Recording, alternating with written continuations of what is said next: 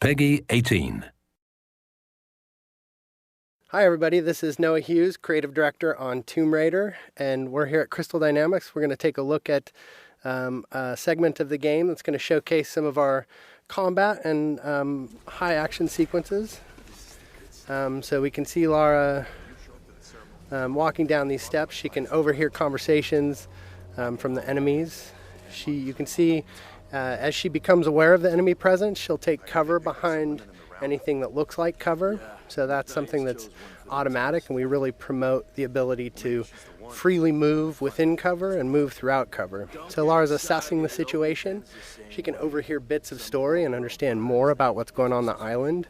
But most importantly, she can sort of use brains as she approaches this situation. She'll take out one guy. We can see that the enemies are reacting, so they're creating cover for themselves, reacting to her situation. Another guy's trying to flush her out of cover with the Molotovs.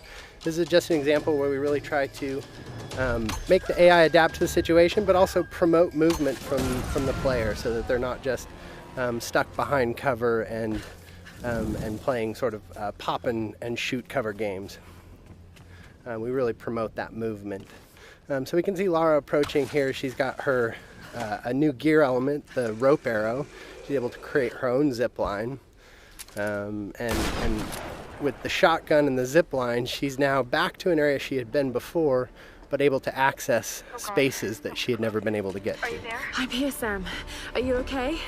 What do they want with me, Lara? A fire ritual? This is so fucked up. Listen, I'm coming to get you. I'm going to get you out of there. Please, please help me, Lara.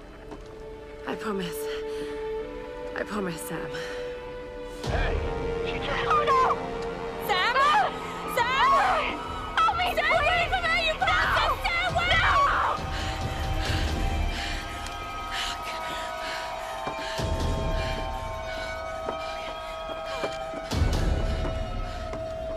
So we can see that Lara's friends, in particular Sam, is in trouble, and she has a very clear goal now, which is to make her way to the scavenger fortress where Sam is being held. So she knows that's down at the bottom of the mountain, and she's going to find a way down.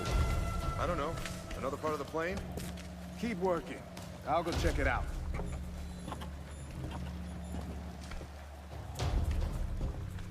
Again, often the best strategy is to sort of assess the situation before you jump in with guns blazing. Of course, you're always welcome to just open fire, but the game really promotes sort of that tactical approach in some situations. So Lara's able to wait till she has a clear vantage of the situation without being spotted by the enemies. She sees an opportunity in the fire, and she's able to open combat by really decimating the enemies with the environmental opportunities and then finishing off any stragglers. Now, last time we showed this space, we took the left route, and this is just an example of a forked path where you can see them coming up the path that we would have come down naturally. But because Lara's observant and she's taken advantage of her traversal in the environment, she can get the drop on these guys in a way that you may not if you weren't necessarily utilizing traversal to progress and keeping your eyes open for those opportunities. So again, Lara using the barrels as part of the environment to sort of create chaos within the enemy AI and take advantage of that chaos. So again, Lara just not necessarily being all about the biggest firepower, but really trying to use a tactical approach to combat.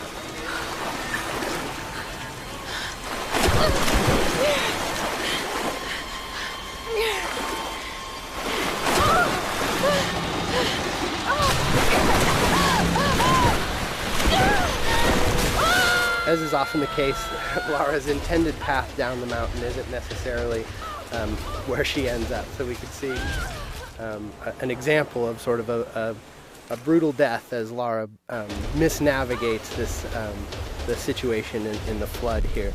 And we try to create these spikes of intense moments where maybe plan A doesn't pan out and Lara's forced to deal with plan B. And you can see her shooting out barriers with the shotgun. This is another example of us trying to use gear acquisitions as something that provides new skills in the environment beyond just combat.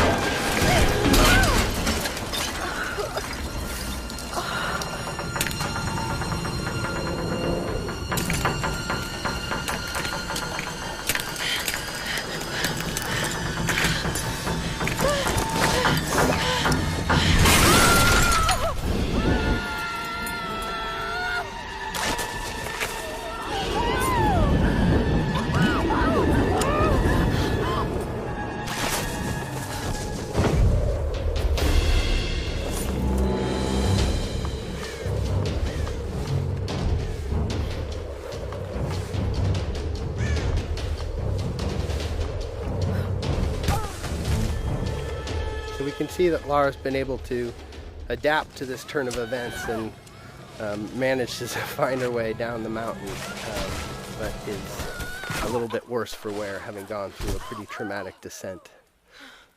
So we see Lara sort of shaken from the experience, and ultimately this is really just awakening injuries that have started since the beginning of the game. You can see her side is already bleeding from experiences she had when she first washed up on the island, and that's just been made worse by her traumatic descent. And so we're sort of introduced to this new space. This is the scavenger town, and up on the mountain you can see the ancient palace, which has been fortified by the scavengers, and really that's where Lara thinks Sam is being held. And so her goal, Sam and the others, so her goal is to really make her way into that palace. But you can see that she really is sort of feeling the effects of the fall, and as she stumbles her way into this new space, we realize that Lara is indeed worse for wear and has limited traversal capabilities. So you can't necessarily climb from roof to roof like you might if you were in the best of health. So Lara is really forced to sort of in a position of vulnerability to sneak her way towards the medical chopper that she saw, and hopefully find some supplies that are going to help her deal with her current situation. I don't know what you're talking about. Please. You are lying. I know you escaped with them. Please. I don't. I need to loosen your tongue. Tell me!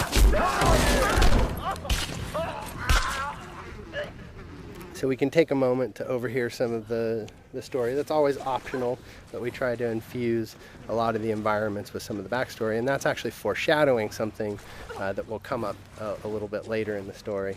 So we make our way through this grotesque tunnel, again trying to get to this medical chopper in hopes of dealing with our injuries, but really trying to take a cautious approach and stay away from these nasty scavengers.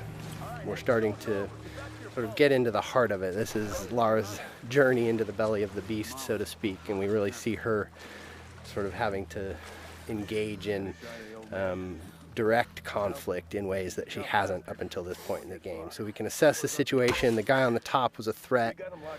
We see an opportunity with a barrel to soften up the enemies here, but this is an example of a trap. Lara stepped in the wrong place and ended up strung upside down, and that's just trying to keep the player on edge. We have the enemies, the scavengers, really having a presence on the island here, almost a guerrilla approach to combat, where they sort of take advantage of their home court.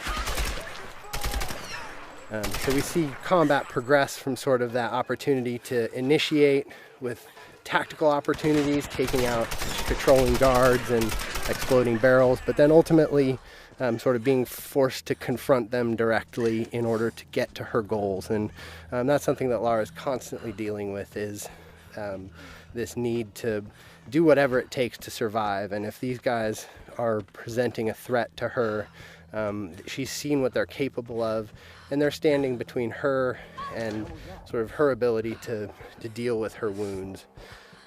So we're making use of cover in combat. Again, this is the soft cover or fluid cover system that really allows Lara to easily slide in and out of cover without really necessarily sticking in place, and celebrating that ability for Lara as a character to make use of her athleticism and movement as she takes on the combatants on the island. So with our piece of gear, our rope arrow, we've been able to pull our way into the crass chopper here, which is where Lara hopes to find something to deal with her injuries.